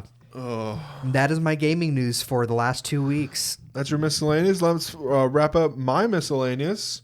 Like I said, a lot of these are going to be rapid fire. And new looks, we got 28 years later for the second episode in a row, new look at Jodie Comer. Bill Skarsgård look as Count Orlok in Nosferatu for the third episode in a row has been officially released online. New behind-the-scenes look of Love Hurts. New look at The Monkey from The Monkey, second episode in a row. First clip from Zero Day. New stills of Mark Wahlberg from Flight Risk. That was before it released. Invincible Season 3, we got our first look at Powerplex and a new look at Mark's blue suit. New look at Plankton the movie, which I forgot was a thing. For the fourth episode in a row, Better Man. The full rock DJ musical sequence was released. One of my favorite sequences from the entire movie. Suits LA, first peek at Gabriel Mock's return as Harvey Specter. Exclusive clip released at Presents. And for the second episode in a row, Dogman, got the first clip was released. New look at Scarlett Johansson and Jonathan Bailey in Jurassic World Rebirth for the second episode in a row. And first behind the scenes look at Drop. In first looks, this is where, buckle up, Screamboat. First look at Steamboat Willie, played by Art the Clown actor David Howard Thornton. Did you see that? Until Dawn. First look stills. First look at Peter Stormare returning as Dr. Hill. First look at Wendigos and follows a group of friends stalked by a masked killer and stuck in a time loop where the only way to escape is to survive until dawn. I have thoughts. Hit me. Because I haven't played this, obviously. So the plot is nothing like the game. It is not based on the game at all, other than the creatures being there and it being called Until Dawn. None of the characters are the same, and except for Dr. Hill. The whole genre changing thing. Oh, I forgot that So was a the thing. same company makes a series of games called the Dark Pictures Anthology, where it has the same gameplay as Until Dawn, where it's kind of like an interactive movie. It changes genres somewhat, so I don't know why they didn't make a deal with the same game company and just call it a Dark Pictures Anthology film or something. Maybe because Until Dawn has a bigger name, but if you're not going to make an Until Dawn movie, don't call it Until Dawn. Yeah. That is my thought. My very highly critical thought on that, because it has an interesting enough idea. If it was an original horror movie, I'd be like, that's an interesting idea. I might go watch that. But like, yeah, It's Until Dawn in name and Dr. Hill. Yeah. That's it. So yeah, that's my thought on that. Yeah. Which I think that's the general consensus of what I've seen online. If they, like I said, Dark Pictures Anthology is right there. Yeah. You know, changing genres and stuff, like base it around the whole anthology and have these characters go through, you know, you don't have to be as meta as like Assassin's Creed or something where it, you know. The Alto Knights got our first look at Robert De Niro and Robert De Niro as competing Italian-American mob bosses. Avatar, Fire and Ash, we got our first concept art of Varang, leader of the Ash clan, described as a reflection of the worst side of Na'vi, filled with anger and rage after their civilization was destroyed by a volcanic eruption. First concept art of the Wind Clan tribe. They are nomadic and travel through the air. James Cameron says brave choices will be taken with the story, saying, quote, if you're not making brave choices, you're wasting everybody's time and money. You've got to break the mold every freaking time. This is not very... I mean, am I wrong that he's speaking up on originality? Yeah. Mm-hmm. So you see where I'm going with this? The air tribe, and a nomadic tribe of air focused elemental in the same people. movie as fire people, who are the bad guys. After having previously been going through earth and water. Avatar: The Last Airbender. Mm-hmm. I mean, the air tribe. They're a nomadic tribe of people. That use air. What was that about originality? James Did you Cameron? know that Avatar, like his Avatar, like he has had this idea for so long that Avatar: The Last Airbender had to call it The Last Airbender instead of Avatar because of James Cameron already had the copyright owned for Avatar that far back. But that doesn't mean he didn't look at Avatar: The Last Airbender and be like, oh, those are some good ideas. Elements. The elements might have already been there, but... Watch Avatar 4 is going to have a blind person that does, a blind Na'vi that works with Earth. I haven't seen the show. Yeah. Not that he's ripping them off that much, but it is a little like funny that the wind tribe of the Na'vi is very similar to the Wind Nation. And the fire ones are the bad guys. Yeah, fire being bad is just kind of... Yeah, but I mean, still, if you got the whole elements like, I want to give him the benefit Avatar. of a doubt a lot more than you ever do, but that's just I never straight do. up. I never give him the benefit of the doubt. That's pretty scarily close. That was my comments on James Cameron. Yeah. Avatar. Thank you for reining yourself in, Jay. I know you and James Cameron. I've gotten started on this podcast. He's before. the Will Wheaton to your Sheldon. He absolutely is. Spartacus House of Asher, we got our first look. First look at the Ballad of Wallace Island follows a lottery winner who lives alone on an island and decides to invite a former musician duo to play for him. First look at Richard Linklater's film Blue Moon, starring Ethan Hawke, Margaret Qualley, and Andrew Scott. The film was set on the opening night of Oklahoma and follows ex-creative partner Lorenz Hart struggling with alcoholism and depression. No Other Choice. First look at Park Chan-wook's new film starring Squid Game star Lee Byung-hun. Film follows a man suddenly fired from a paper company who is determined to find a new job and stop anyone in his way. First look at Ben Affleck and John Bernthal in The Accountant 2, which I watched The Accountant for the first time Sunday, and my mom watched it, and she was like really into it. Odessa, first look at Sadie Sink, Regina Hall, Kelvin Harrison Jr., and Murray Bartlett. The rock opera, set in a post-apocalyptic future, follows a girl on an epic quest to recover a cherished family heirloom where she encounters her true love. First look at The Threesome, starring Zoe Deutsch, Jonah Howard King, Ruby Cruz, and Jabuki Young White. The film follows one man's crush who leads him into a threesome that ends up having huge consequences. First look at We Are Store, documentary by Michael Bay, follows a social media parkour team, Store, as they go on their final quest to conquer 4 extreme environments. For some reason, whenever I typed this, I typed follows the social Medusa parkour team. First look at the logo of Final Destination Bloodlines.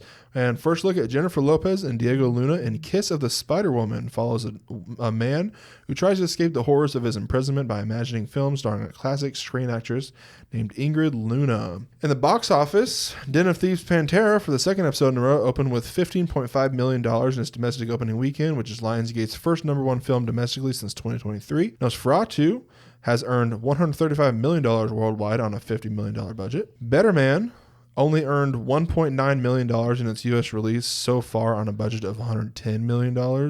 And Paramount announced this week they will no longer be releasing the weekly box office numbers. Mufasa the Lion King passed $500 million worldwide.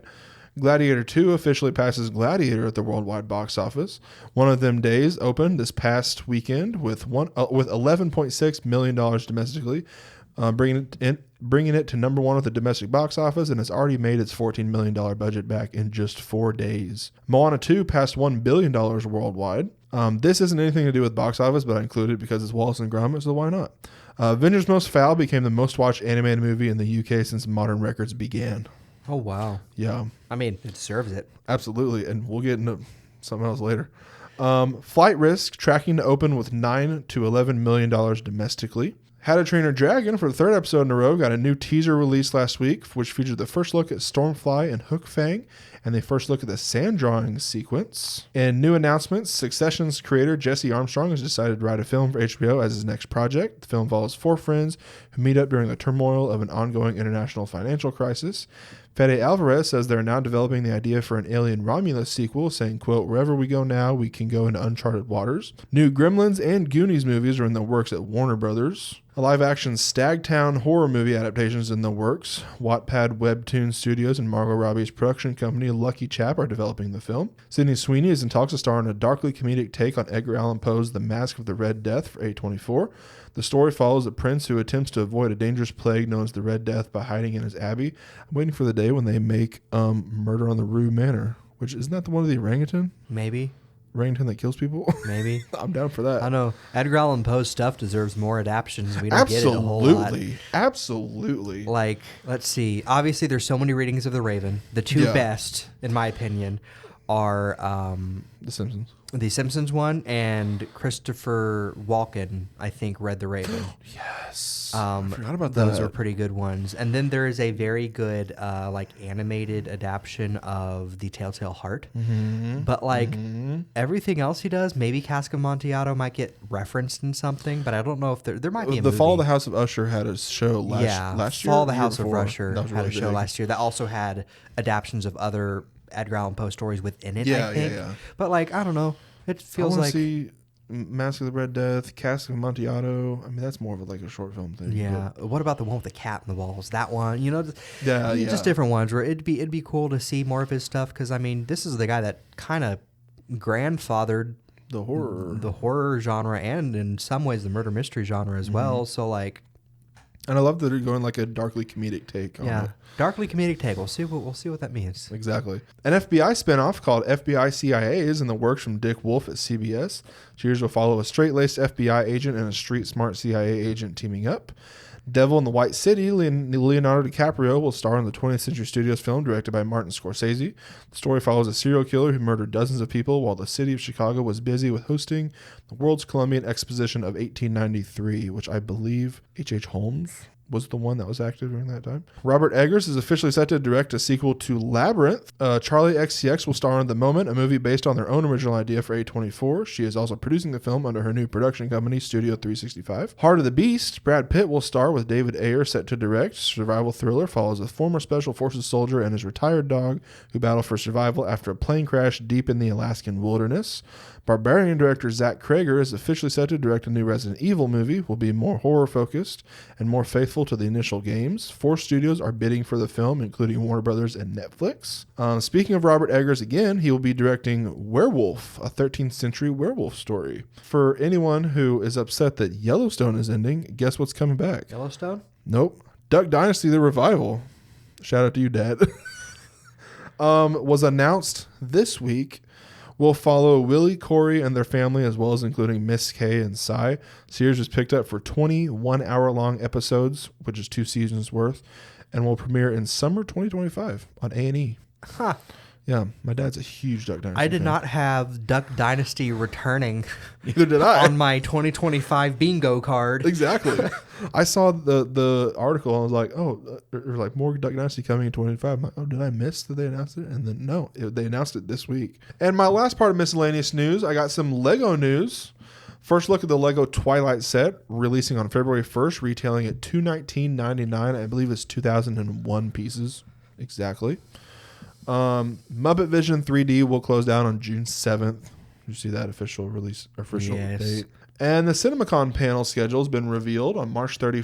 Sony will be the Sony Pictures 2-hour and 15-minute panel. April 1st will feature the Warner Brothers 2-hour panel. April 2nd will feature Universal and Focus Features panel at 2 hours and Amazon MGM panel at 1 hour 45 minutes. April 3rd, they'll hold the Paramount panel for 1 hour 45 and Disney panel for 2 hours. And the Lionsgate panel is to be announced. I will say in lieu of birthdays, my mom's birthday is today. So happy birthday, Mom. Happy birthday, Miss Wright. Birthdays hopefully return next week because I think we got all of our nominations out of the way. Yeah. And then no awards that I know of. Anime news this week, and last week, a trailer was released for True Colors, an upcoming anime film, Naoko Yamada and from Naoko Yamada and Science Saru on January 24th. Tatsuko is a high school student with the ability to see colors of others, colors of bliss, excitement, and serenity, plus a color she treasures as her favorite. Kimi, a classmate at her favorite school, gives off the most beautiful color at all. Although she doesn't play an instrument, Tatsuko forms a band with Kimi and Rui, a sweet music enthusiast. They meet at a bookstore in a far corner of town. As they practice at an old church on a remote island, music brings them together, forming friendships and stirring affections. Will they discover their true colors? Sophia Ann Caruso, Anton David Jefta, and Mark Pinkwell have been cast in Season 2 of One Piece as Miss Golden Week, KM, and Chess, respectively. Additionally, Rigo Sanchez, Yonda Thomas, and James Hiroyuki Lao, I don't know how that last name's pronounced, I apologize, has been cast as Dragon, Igram, and Ippon-matsu, respectively. Headhunted in Another World, from Salaryman to Big Four, premiered January 20th. Mobile Suit Gundam GQ and like 6 U's X, I have no idea how you're supposed to pronounce that, beginning... premieres in North America on February 28th, 2025. It premiered in Japan on January 17th. Amate Yuzahira is a high school student living peacefully in a space colony floating in outer space. When she meets a war refugee named Nyan, Amate is drawn into the illegal mobile suit dueling sport known as Clan Battle. After the entry name Machu, she throws herself into fierce battle day after day, piloting the GQUX. Then an unidentified Gundam mobile suit pursued by both the Space Force and the police appears before her, along with its pilot, a boy named Shuji. Now the world is about to enter a new era. PA Works is producing a film titled Fushigi no Kuni, The Alice to Dive into Wonderland, to be released August 29th, 2025. Follows a girl named Rize from the modern world who ventures into Wonderland and meets Alice. Solo Leveling Season 2 premiered January 18th. Studio 4 Degrees C announced Chow, a feature film to premiere this summer. A future society where humans and mermaids coexist, Steven, an office worker, is suddenly asked to marry Chow, a princess in the Mermaid Kingdom, a 100% pure love story.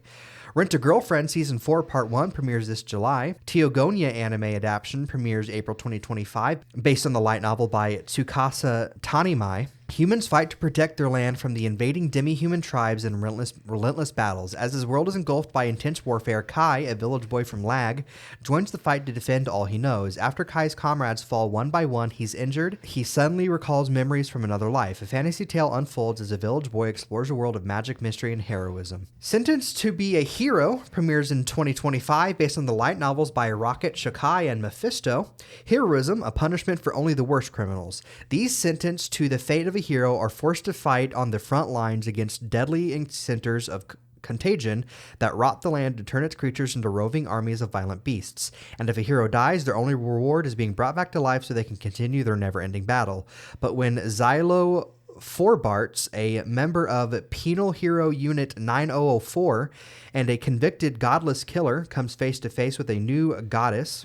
The pact they forge might just be enough to change the world. Dorohedoro is receiving a sequel this year, 5 years after the original anime's premiere, based on the manga by Q Hayashida. In a city so dismal it's only known as the Hole, a clan of sorcerers have been plucking people off the streets to use as guinea pigs for atrocious experiments in the black arts.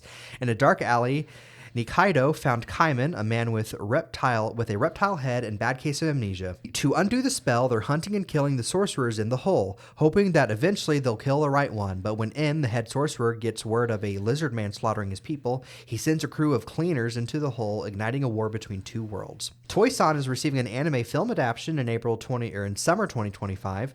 The story of Toy-san follows Akane Toy, a high school girl who is known by her classmates as Toy-san. Toy-san intends to have an ordinary high school experience, but on her first day of school, she meets a handsome boy named Gel.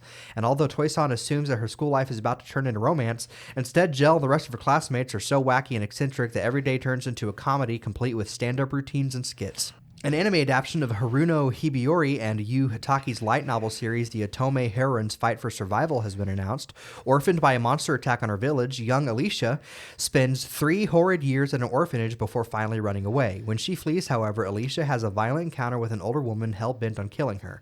During the tussle, she comes into contact with a strange crystal that bestows upon her a wealth of knowledge, transforming her from an innocent child into a cool and calculated planner. Now aware that she was meant to be a protagonist of an Otome game, and disgusted with her supposed fate, Alicia decides to take matters into her own hands and become strong by any means necessary. Using her newfound knowledge with the help of a stranger she meets in the woods, she learns to survive by herself in a world far too harsh and unforgiving for a girl her age. Ready or not, she's determined to carve her own path. Cowboy Bebop director Shinichiro Watanabe's next project, Lazarus, has set an April 2025 release window. John Wick director Chad Stahelski has developed the action sequences for the show. Lego One Piece sets have been announced based on the Netflix adaptation. Yes. I always say adaptation. I realize I say that. Very exciting. I just know the Going Merry is going to be like $500, but you know. True. Yeah. Honey Lemon Soda premiered January 22nd. After middle school, with its bullying and nicknames, Uka Ishimori is excited for a fresh start at Hachimitsu High School. Kai Miura, a cool and uninhibited boy, sits next to her in class. Uka remembers she met Kai in middle school, and with a single word, he had convinced her to attend Hachimitsu. Though he's popular, Kai supports Uka in her efforts to fit in with her new classmates. The last batch of Is It Wrong to Try to Pick Up Girls in a Dungeon, Season 5, was delayed to spring 2025. As such, the upcoming game based on the anime, Full End of Water and Light, will be delayed to February 27th, or from February 27th to March 13th. It is coming to PC and Switch. Medaka Kirioa is Impervious to My Charms, released on January 20th. Apocalypse Hotel, an upcoming original game, or anime, will premiere in April 2025. Humanity has perished and civilization has collapsed on planet Earth. Yet one historic hotel in Ginza remains among a ruined town and a resurgence of nature. The story unfolds in a hotel where human beings no longer exist. I May Be a Guild Receptionist, but I'll Solo Any Boss to Clock Out in Time premiered on January 24th. The Apothecary Diaries Season 2 premiered on January 24th. Anyway, I'm Falling in Love with You premiered January 23rd. My Hero Academia Vigilantes, based on the spin-off manga of the same name, premieres at April 7th. Koichi Himawari couldn't make the cut to become an official hero, so he uses his modest quirk to do good deeds in his spare time. Then one day, a fateful encounter with some local thugs leads him to team up with 2 other unlikely heroes. None of them really know what they're doing, but they've got the courage or the foolishness to try. But they soon discover fighting evil takes more than just being brave. Ameku MD, Dr. Detective, premiered January 22nd. A live-action adaptation of Solo Leveling is in development. I left my A-Rank party to help my former students reach the dungeon depths premieres on January 25th. Toilet Bound Hanako-kun Season 2 premieres January 26th. An anime adaptation of Uzumaki Minamino's Kunin, the Sorcerer Can See, has been announced. Genius sorcerer Kunin has gotten his business on track and won the rare honor of concurrent membership in 3 of the Magic School's factions. Now he plans to start a new joint research projects with his illustrious seniors. An experiment on underwater breathing methods takes him to the bottom of the ocean to hunt for sunken treasure. Though Coonan might have found an even greater prize in gold or jewels, the blind prodigy's repertoire continues to grow as he delves deep further into the mysteries of magic and defies all common senses. And finally, the premiere of Past the Monster Meat Milady has been delayed to October 2025, originally set for April of this year. And that is my anime news. I have, like we said, in lieu of birthdays, I have 2 nominations to talk about. Hopefully the last one's till awards start up in late or mid of February. The 78th BAFTA nominations were announced last week. Best film nominations were Anora, The Brutalist, A Complete Unknown, Conclave, and Amelie Perez. Outstanding British film nominees went to Bird, Blitz, Conclave, Gladiator 2, Hard Truths, Kneecap, Lee, Love Lies Bleeding, The Outrun, and Wallace and Gromit: Vengeance Most Foul. Outstanding debut by a British writer, director, or producer. Nominations went to Horde, Kneecap, Monkey Man, Santosh, and Sister Midnight. Nominees for a film not in the English language were All We Imagine Is Light, Amelie Perez, I'm Still Here, Kneecap, and The Seed of the Sacred Fig. Nominations for Best Documentary were Black Box Diaries, Daughters, No Other Land, Superman, The Christopher Reeve Story, and Will and Harper. Nominations for Best Animated Film, Flow, Inside Out 2, Wallace and Gromit: Vengeance Most Foul, and The Wild Robot. This one, where I'm like, normally I'd be like, it's probably going to be Wild Robot or Flow. I mean, it's BAFTAs. Wallace and Gromit's got a good chance there, I feel like. Best Children's and Family Film nominations were Flow, Kensuke's Kingdom, Wallace and Gromit: Vengeance Most Foul, The Wild Robot. Nominations for Best Director were Sean Baker for Anora, Brady Corbett for The Brutalist, Edward Berger for Conclave, Denise Villeneuve for Dune Part 2, Jacques Adouillard for Amelia Perez, and Coralie Fargate for The Substance. But nominees for Best Original Screenplay were Anora, The Brutalist, Kneecap, A Real Pain, and The Substance. And for Adapted Screenplay, A Complete Unknown, Conclave, Amelia Perez, Nickel Boys, and Sing Sing. Best Leading Actress nominees went to Cynthia Erivo for Wicked, Carlos Sofia Gascon for Amelia Perez, Marianne Jean-Baptiste for Hard Truths, Mikey Madison for Anora, Demi Moore for The Substance, and Saoirse Ronan for The Outrun. Leading actor nominees were Adrian Brody for The Brutalist, Timothy Chalamet for A Complete Unknown, Coleman Domingo for Sing Sing, Ray Fiennes for Conclave, Hugh Grant for Heretic, and Sebastian Stan for The Apprentice. Best Supporting Actress nominees were Selena Gomez and Zoe Saldana, both for Amelia Perez, Ariana Grande for Wicked, Felicity Jones for The Brutalist, Jamie Lee Curtis for The Last Showgirl, and Isabella Rossellini for Conclave. Best Supporting Actor nominees were Yora Borisov for Anora, Kieran Culkin for A Real Pain, Clarence Macklin for Sing Sing, Ed Norton for A Complete Unknown, Guy Pearce for The Brutalist, and Jeremy Strong for The Apprentice. Best Casting nominees were Anora, The Apprentice, A Complete Unknown, Conclave, and Kneecap. Cinematography nominees were The Brutalist, Conclave, Dune Part 2, Amelia Perez, Nosferatu. Best Editing nominees were Anora, Conclave, Dune Part 2, Amelia Perez, and Kneecap. Best Costume Design nominees were Blitz, A Complete Unknown, Conclave, Nosferatu, and Wicked.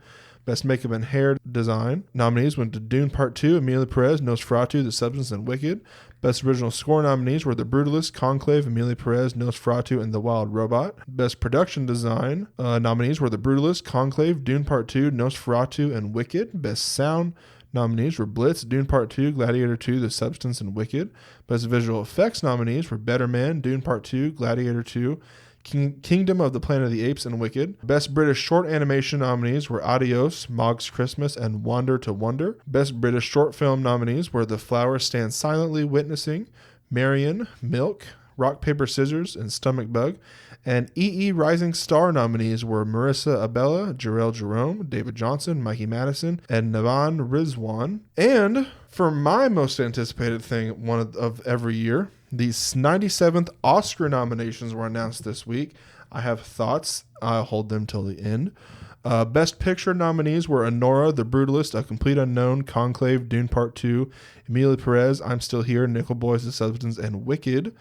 Best Director nominees went to Jacques Adouillard for Amelia Perez, Sean Baker for Anora, Brady Corbett for The Brutalist, Coralie Fargate for The Substance, and James Mangold for A Complete Unknown. Best Actor nominees went to Adrian Brody for The Brutalist, Timothy Chalamet for A Complete Unknown, Coleman Domingo for Sing Sing, Ray Fiennes for Conclave, and Sebastian Stan for The Apprentice. Best Actress nominees Cynthia Erivo for Wicked, Carlos Sofia Gascon for Amelia Perez, Mikey Madison for Anora, Demi Moore for The Substance, and Fernanda Torres for I'm Still Here.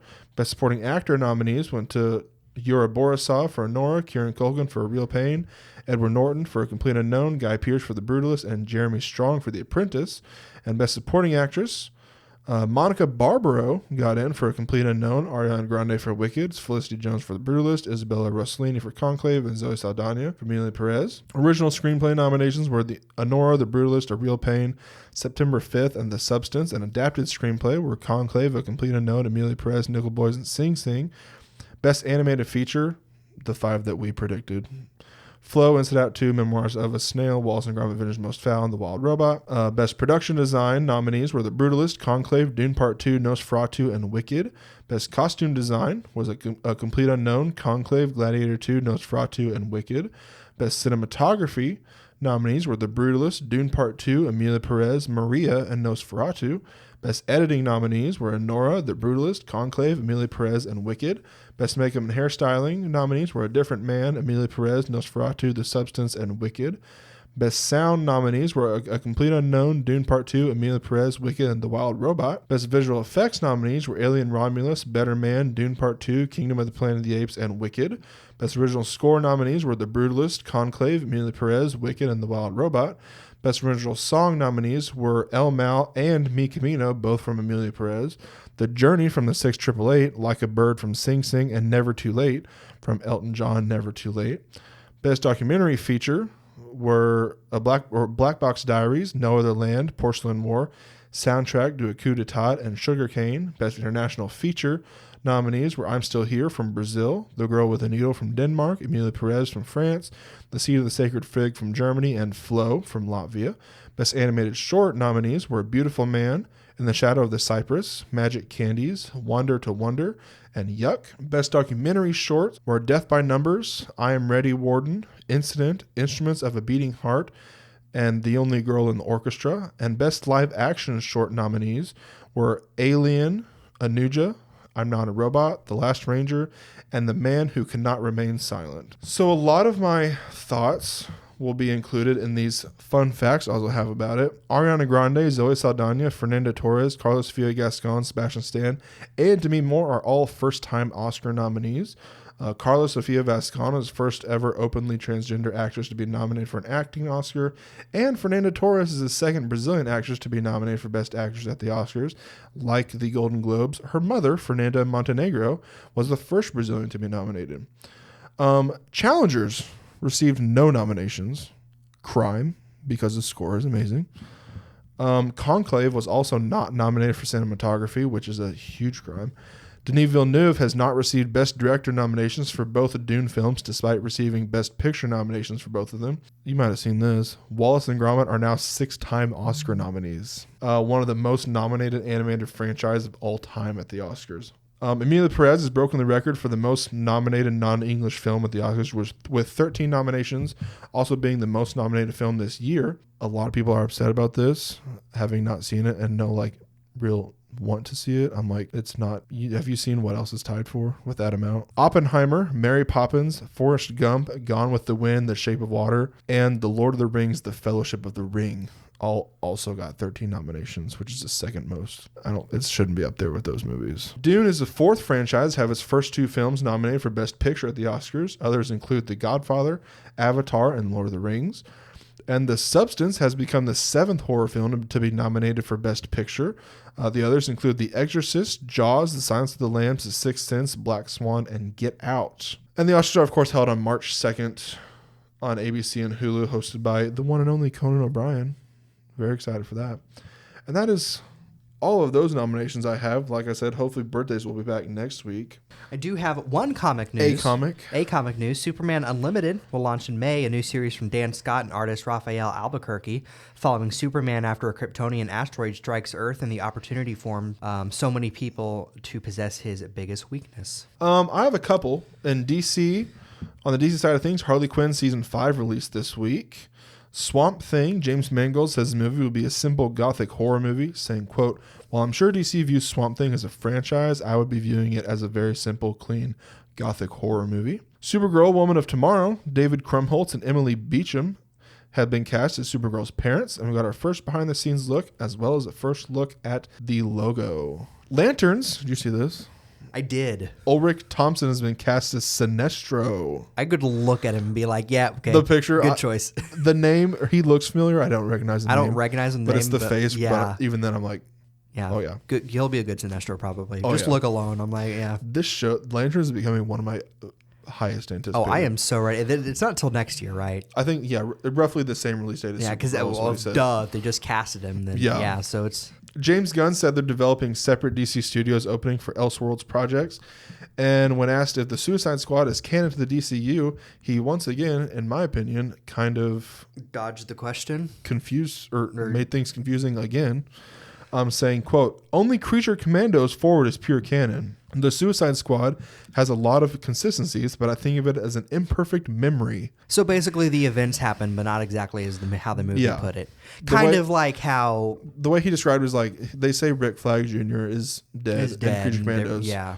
They don't say it's the same death as Suicide Squad. Which so it'll probably be sense, be like how they're treating like Superman's backstory, Peacemaker, Batman's backstory. I'm sure they won't do it again. So it's just like it's going to be like, yeah, you've probably watched movies that had these same exact events. So we're not going to worry about. We're not going to rehash it again. Yeah. On the Marvel side of things, Captain America: Brave New World, for the 8th episode in a row, revealed to have a final runtime of 1 hour and 58 minutes, which is the shortest Captain America film. New teaser, new posters, specifically for International, 4DX, Dolby, and IMAX. New look at Anthony Mackie as Captain America. New look at Harrison Ford as Red Hulk. It has a reported budget of $180 million, which is currently tracking to open with $95 million domestically, which is, I feel like, is small for a Marvel movie. Granted, this is more like Grounded, but you still got like Hulk and like Tiamat and flying and all that. Vision, Ferran Tahir will reprise his role from Iron Man. Daredevil Born Again, we got our first official trailer released last week, which features the first look at White Tiger, first look at Wilson Bethel, and John Bernthal returning as Bullseye and Punisher, respectively. New look at Charlie Cox and Vincent D'Onofrio as Daredevil and Wilson Fisk, respectively. New look at Matt, Foggy, and Karen, and our first look at Muse, which is going to be the villain. So excited for this. I'm so excited for this show. You know how excited I am for this. We got our first poster, which looks amazing. Charlie Cox says that season 2 will begin filming before the series even premieres on March 4th. He also revealed that he wants to keep playing Daredevil in the MCU for as long as possible, saying, quote, they're getting ready to release the comic that takes place where Matt Murdock is in his 60s. So I was like, okay, great, we got some time. Which I'm like, there you go, Charlie. And the episode titles have reportedly been revealed. Heaven's Half Hour, With Interest, The Hollow of His Hand, Straight to Hell, Sic Semper Systema, Isle of Joy, Excessive Force, Art for Art's Sake, and Optics. So I can definitely see what Art for Art's Sake is in there because Muse. Your Friendly Neighborhood Spider-Man, we got a new poster. First look at Daredevil, Dr. Octopus, and Doctor Strange, and our first clip released. And the Russo brothers explained they returned to direct Avengers Doomsday and Avengers Secret Wars after Stephen McFeely told them his idea for how Secret Wars could work in MCU form, saying, quote, we ended up stumbling upon an idea that activated all of us. Benedict Cumberbatch reveals he will not appear as Doctor Strange in Avengers Doomsday, but will have a major role in Avengers Secret Wars instead. And he also went on to tease that Doctor Strange 3 is in the works. So Doomsday's part 2, right? Doomsday's the first one. Doomsday's part 1? Okay, Yeah. never mind. Yeah. I was about to be very concerned. That he dies. He just revealed that he dies. Yeah, where it's like, dude, you didn't say it, but you said it. Yeah, exactly. But never mind. It's like whenever it was it Mark Ruffalo or Tom Holland was like, yeah, everyone was in that together. And we're like, you're talking about the funeral of Tony Stark. My guy. What the crap? Or the portal scene. And that is all of my comic news. In terms of celebrity deaths, we got quite a bit. Phyllis Dalton was 99, English costume designer for Lawrence of Arabia and The Princess Bride. Leslie Charleston, some of these were last week, some were this week. Leslie Charleston was 79, General Hospital star for nearly 50 years. Tony Slattery was 65, British actor and comedian known for Whose Line Is It Anyway? Paul Danon was 46, Holly Oakes and Celebrity Love Island star. David Lynch, as previously mentioned, passed away at the age of 78. He's a Twin Peaks co-creator and Mulholland Drive director, amongst many others. Bob Uecker was 90, legendary MLB Hall of Famer and broadcaster. Joan Plowright was 95, Golden Globe and Tony winner and Laurence Olivier's widow. Jeanette Schwark was 87, Jaws 2 and Supergirl director. Christopher Benjamin was 90, actor known for playing Henry Gordon Jago in the 1977 Doctor Who story The Challenge of Wang Chang. Patricia Lefong was 47, French cartoonist known for Totally Spies and Martin Mystery. Natalie Dupree was 85, American cookbook writer and TV personality. Robert McRae was 79. She played Fire Inspector Dobbins on Cheers. Claude Jarman was 90, child actor known for The Yearling and Rio Grande. John Sykes was 65, Whitesnake and Thin Lizzy guitarist. Garth Hudson was 87, Rock and Roll Hall of Famer and last surviving member of the band. Francisco San Martin was 39, he was a Days of Our Lives actor.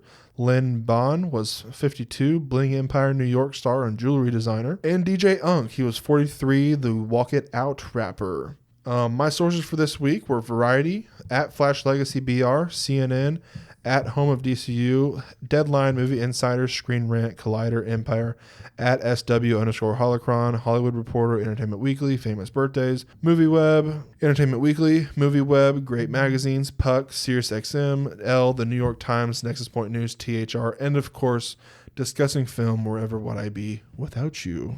I want to thank my sources this week, discussing film, at Stealth40K, Crunchyroll, IGN, GameSpot, Polygon, and the official sites and socials of the games and studios mentioned today. And with that, we're on to our final January tier list. We will see if, depending on how our February goes, we'll see if we do one big tier list again or if we go back to doing these tiny tier lists just for the sake. Before our big dog in March. But obviously, we had to throw out one of our tier lists. We were going to do a, projects we did for the first time. Yes. We played games or watched movies for the first time that weren't specifically 2024 releases. Yep. But we don't have time for that because we had to miss a week. So we are doing, we did Jay's top 15 games of 2024, and now we're doing Stumpy's 15 game, you did movies, I did games. Movies, yeah. Yeah, there we go, of 2024. Good or bad. A lot of good with games. It was so hard to find any bad games that were that talked about that either I played or I knew enough of. There's very few games. There's very few games on here that I didn't play. Most of the games I played, but there's some on here that I didn't play, but I know enough of that I'm like they're worth mentioning and being in my top 15. Yeah. So we'll start with Animal Well. If anyone knows the YouTuber Dunkey, he had started a publishing company for games, and this is their first release. Very, very good. Very good. Not Zoocosis. Jay keeps mistaking. Yeah, I keep getting that mixed up. Jay keeps mistaking Animal Well for Zoocosis. This is a different thing. You play as like a cute little ball, and you find toys, and that will help you like traverse areas, and you're running from animals. Is it a horror game? Ish. There's a part where you run from there's a part where you run from a cat and the sprite of it's sprite, so it's like pixel. Yeah. There's a part where you run from a cat and the cat is pretty scary looking. Just from like point of view though. But it's like because I feel like I'd like a game like that. You might. I will show you a trailer later. Just because of how you are with horror. I know you can handle some of it a little better since Trey's made you go and watch some things. But this is the cat you run from. Oh, I feel like I can handle that. You think you can handle that? All right then, because it's eyes eventually. Like it's just Anyway, so it's got that kind of creepiness factor to it, but it's more or less just kind of it's tense because you cannot fight back kind of game. Yeah. I have not gotten to play it yet, but I've heard it is extremely, extremely good. Like so good territory. So good. I will take what the people are saying and put it in so good. Up next is Astrobot. Astrobot, so good. Absolutely no question. So good. No question. It is the best. Dare say above. Best 3D platformer we've. Oh yeah, absolutely. Best 3D platform we've gotten, and only above because we haven't played both to be able to compare. Yeah. Not that there is a comparison between because they're two very different games. Yeah. But dude, it's Astrobot. You can't. There's Game of the Year award winning. Yeah. Astrobot. Need we say anything else? That is a easiest choice.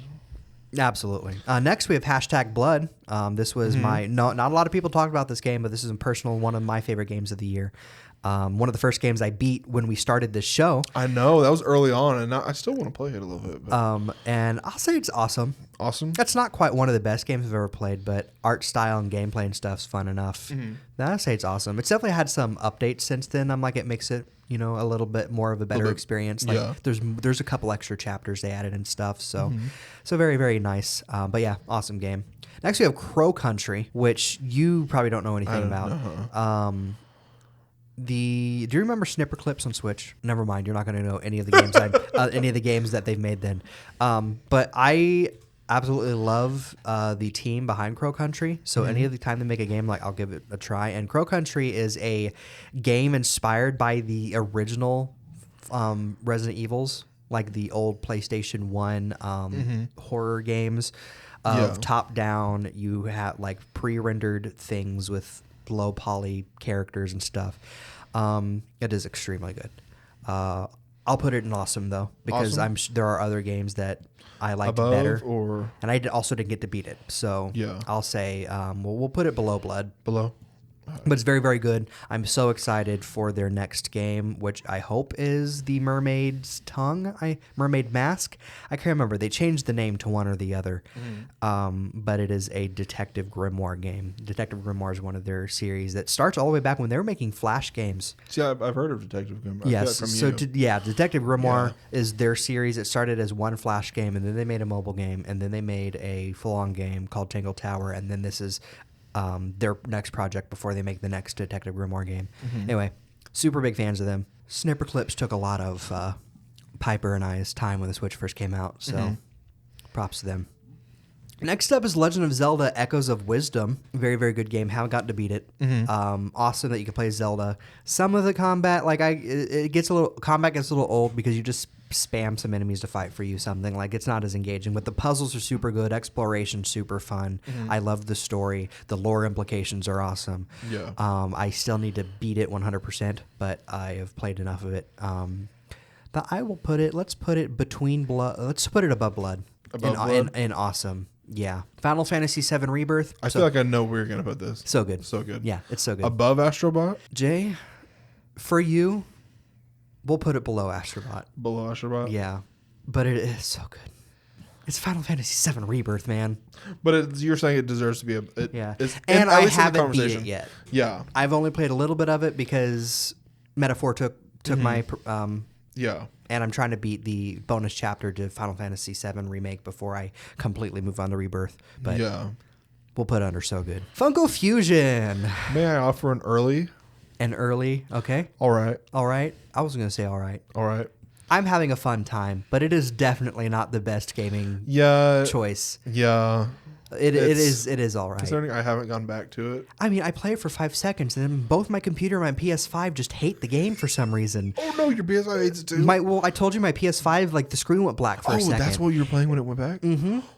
So I'm almost like, Is that maybe science? it's just fate that I should never play this game. Play Funko Fusion? I do need to get the Office So it DLC. also makes me think it's something to do with the game, the screen going black. Like it True. wasn't, because my PC did that too when I was True. playing it on my PC. So whatever they did not optimize the game well, which is part of the problem. It's kind of unplayable, and even after several updates that make it a lot more playable, enemies spawn less, which makes it so much fun. Good. I was like, But yeah, so all right. Next is Helldivers 2. I'm going based off what Jacob? Jacob and Hayden and Aaron have told me, and also based on my personal preferences of games. So we'll put it in awesome. awesome. Because while it is like kind of so good tier, there's been enough controversy and stuff. I'm like, we'll just put it down in awesome. By controversy, I mean stuff PlayStation has done to it, Yeah. and how PlayStation approached some problems that happened with the game. Should we go below Crow Country? We'll go put it below Crow Country just because it's not a kind of game I usually play. So I'm like, I'm sure it's awesome, but it's not my thing. Yeah. Mario Same. Party Jamboree, your Super Mario Party Jamboree. Do we want to put this in so good, or do we think it's awesome? I was gonna say high awesome. High awesome? High awesome. Very high awesome in my opinion. Below or above what Echoes of Wisdom, do you think? I haven't played it. Where would you put it at? I would put it above Echoes of Wisdom. Above? Mm-hmm. Do you think it's so good territory, like below Animal Well? It's an awesome. Awesome. Yeah. Above Echoes of Wisdom? Just It's a because fun it does time. not contend with Astrobot or Final Fantasy. I mean, it's Mario Party. Yeah. But it's also the best Mario Party we've had since probably the GameCube days, in my opinion. Yeah. So, I got to play the Bowser level when I was up at Chronisters a couple weeks ago. is that not a fun board? I loved it. Right? Because it changes red the more you go, and I'm like, Marvel Rivals. Marvel Rivals. I've not played this yet. This is probably another awesome category game. Just put it like between Blood and Zelda. Blood and Zelda. Yeah, it's pretty good, but there's there's definitely some balancing issues that they need to address, especially with matchmaking. They've made like, we're not going to worry about skill with matchmaking, you just match with whoever, but that leads to sometimes a lot of unfun games because Iron Man just immediately zaps you away or something. Yeah. But it's definitely pretty like good. Whenever I start playing that, it's gonna be like Rob all over again. I'm just gonna main Jeff the Land Shark. Oh, probably. And then you're just going to eat people and throw them off the side of the... Absolutely. Yeah. As one should. Oh, We have Metaphor Refantasio. I think we know where I'm going to put this. So good? So good. Where is so good? Put it below Astrobot, but above Final Fantasy Rebirth only because I've gotten to play it more. Final Fantasy Rebirth Fair. could be better, but like Fair. as far as my current standing, Metaphor, I'm Is your- nigh on addicted to it, so so it goes on so addicted good. We got Plucky Squire next. I want to put this in good. I was gonna say It's good. right in the middle. I was gonna say good. I haven't beat it yet because other games take my attention from it so easily, but I'm also, anytime I play it, I have a really good time. Yeah, it's definitely not bad. It's way better. It's than not as Public good as I Fusion. was hoping it would be. Yeah. But also it's an indie game on a lower budget, so like Yeah, and I haven't finished it and haven't gone back to it either. But good is where I was gonna place it. Good. It's just a solid, good game. it's all good. Good game. We have Sonic X Shadow Generations. I haven't even played the Shadow part of it, which is the new part, because I'm so bad. I wanted to beat Sonic Generations first, but Yeah. I'm so bad at Sonic the Hedgehog, man. I'm so bad at Sonic the Hedgehog. I get mad at it so easy. I want to love Sonic the Hedgehog, but Sonic the Hedgehog does not love me. It's a one way. So we'll put it in low awesome Low awesome. or high good. put it Sonic, above the Pluggy Shadow Spire? part specifically is awesome. Generations is good. Fair. Yeah. So Above Pluggy Spire? it's between awesome and good, so we'll put it in high good. Just because I haven't personally gotten to play Shadow yet. Yeah. Squirrel with a gun. This is all you, Jay. From an objective standpoint, or whatever the word it would be, subjective, objective. the one where it's not biased. Yeah, not biased. Where would you put this? I put it at low awesome. Low awesome? If it were just like the games I've played, I have such a fun time with that game. It'd be so good. It's below Astrobot. But I'd put it in low awesome. Low awesome, like maybe above Crow Country? Or below Crow Country, you think? I haven't played Crow Country. I think it's definitely above Helldivers too. Okay. I haven't played Crow Country though. Crow Country's Having puzzles, what you've you can seen. turn... What I've played of it, and like the little I played of it and what I've seen... Like it's Scroll with a Gun though. a scroll with a gun? Oh, it looks What hilarious. you've seen of it. Yeah. Do you think it should go above Crow Country? Maybe just put it below Crow Country. Below? Yeah. Just because I'm not so sure, but then you also say it's low awesome. So Yeah. there we It go. is a fun time though. Oh my goodness. Have you played it's so fun. the new update I yet? forgot about it. No, I have not played it yet, but it's next on my list after I finish Red Dead. And next up, Finally, I feel final like I know where you're game. going to put this too. Paper Mario: The Thousand Year Door. Put that baby right up above Mario Jamboree in awesome. Okay, I was going to say either low so good or the top of awesome. It is not a brand new game. They did not add enough to it for me to be So good. too excited about it being completely remade above me finally getting to see it in all its HD glory. Like, it is one of my favorite releases of the year, but I did play games that actually outdid it and brand new titles. So it not i.e. being Astrobot. brand new kind Metaphor. of knocked it down a little bit. Had they added maybe a couple more bosses other than the two they already added, or a new badge or something. Like, had they added a little something, but for what it is one of my favorite games on my Switch. Obviously, it's my favorite game of all time in general. Oh, yeah. But I also didn't want to be too biased and say it's so good because, like, honestly, a GameCube game in HD compared to Astrobot, Metaphor, and Final Fantasy VII Rebirth and Animal Well, Yeah. it's kind of... That's like with me and Squirrel Gun, where I'm like, it's good. It's good, but, like, compared to everything else that we've gotten this year, It's just So... definitely a lower tier. And this than is that. only 15. I told Jay it was so hard to Well, only we do both had 15. I trouble mean, we narrowing it skipped down. Indiana Jones, which neither of us have played, but we could know Which I enough will to play once it rank. comes out on when it comes out on PS5. PS5, we're both playing it. But just there's plenty. I can't think of any other games at the moment, but I know there's big releases that either we didn't talk about because we just didn't have time to fit it in, or either we didn't play it, or we just didn't care all that much. Suicide Squad. Suicide Squad, which would have gone in bad. You notice there's no bad games. I know.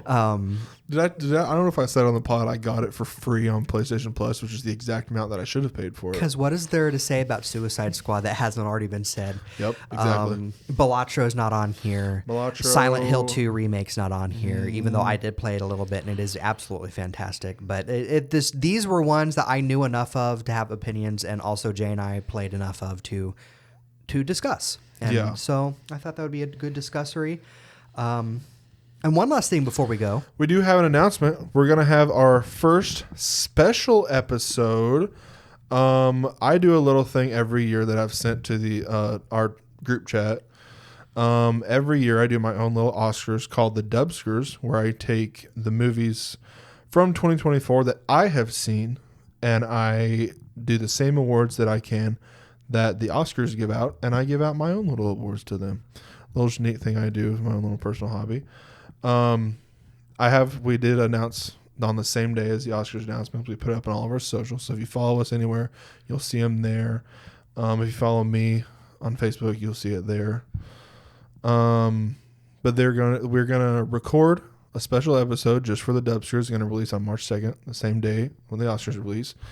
So look forward to that. It'll be Mondays Are for the Nerds, the 7th annual Dubsters Awards. Very excited to bring that to you. That's the first of our many new things we're going to be bringing to you this year. And with that, thank you for listening. Yeah. Be sure for this supersized episode. Yeah, absolute supersized episode. Be sure to like, comment, subscribe, do all those interactive things. Follow the podcast on most social medias at Mondays for Nerds. Follow me, Tristan Stump, on most social medias at Sir Stumpsalot or Sir Stumpsalot17. Follow me on Twitter at PoeThePanda001. I haven't watched Serengeti too much yet, so I got one episode left in that. We'll get into that. I believe that's it. We will see you all next time. Goodbye. Bye.